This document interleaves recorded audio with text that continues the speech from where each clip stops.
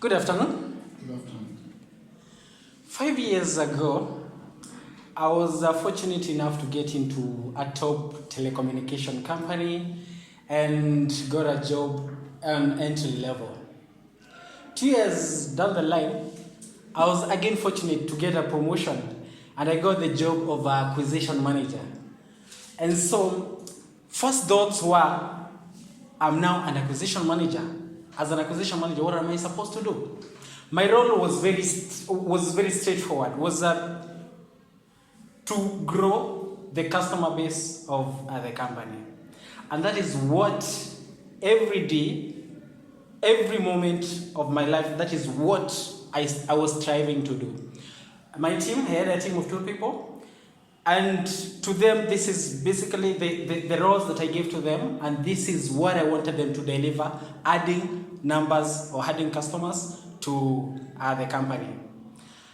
The first year went down well.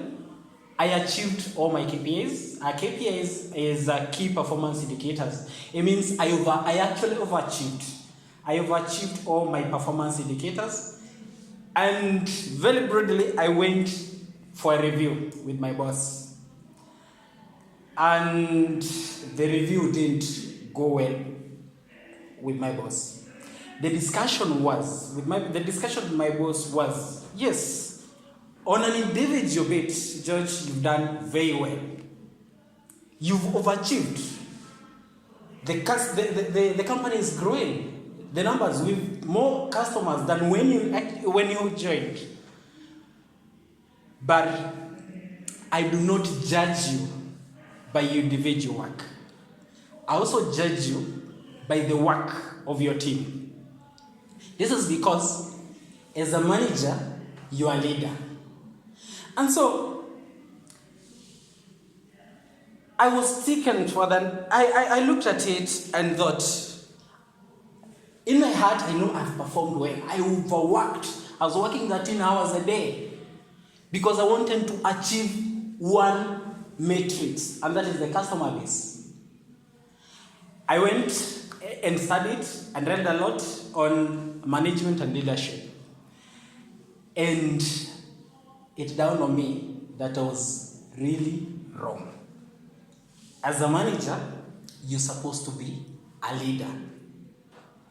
And the difference between a leader and a manager is, a manager just gives commands. Do this, do this, do this. A leader leads people. You are like a candle in a room you're supposed to light. And so I thought, the entire year I wasted on giving people commands. Do this, and myself doing my individual work. But I was not really checking on these people. I was not inspiring the people. My definition of a leader is someone who knows the way, goes the way, and leads other people to follow the way. And this is what has happened. Even biblically, talk of Moses, talk of Solomon, talk of David. They were fighters. They led people to fight. They were in that fight, and they inspired people to fight. And in my own research and my own reading, I came to realize there are qualities of a good leader, that there are qualities that every leader will have to possess for effective leadership. And one of these quality is honesty. Honesty and integrity. Even our constitution, chapter 6 of our constitution, it is a requirement that for you to look for a leadership position, you have to get a clearance. This clearance looks at your integrity. Have you been in any corruption cases? But most of the time, honestly, does it happen? It does. It doesn't, right? But it is very clear, and the people who came up with the constitution they had good motive, and what they wanted is for us as Kenyans to have leaders of integrity and honesty. The other quality of a leader that is very key is commitment. Leaders need to be committed. As a leader, you need to be committed to what you are doing. You need to be committed to the end goal of whatever you set for your team and yourself. If as a leader you lose the commitment, then you don't expect your team to deliver anything. The other quality of a leader is confidence. As a leader, you need to be confident on yourself. You need to be confident on your delivery. You need to be confident on the skills that you have, so that again you can show the people the way. And going back, I remember the story of Steve Jobs and his confidence. Steve Jobs could go against the entire board. And I remember in 1978, he lost his job. He was the chief executive officer and he was fired from a company that he started. That is Apple. He went and started another company called Next. What happened to Apple after that? After that, Apple went almost to bankrupt. It went to bankruptcy.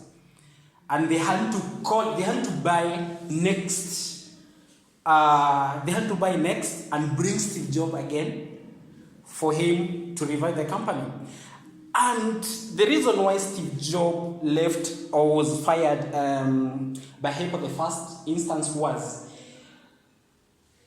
he was very confident of the price of a Macintosh, because they had come up with a new product and they wanted to go to the market and disrupt the market. The board felt that the price was very low. And when Steve Jobs left and they went ahead with the products as they anticipated, and they had set out the products, they failed miserably and they had to call back the guy again. And after that, you all know the story of Apple. It went high, high, high. So confidence is very important as a leader. Even when you're going against the grain, you expect to get objections, and some of the times these objections is because people want to see how confident are you with that idea that you're pushing forward.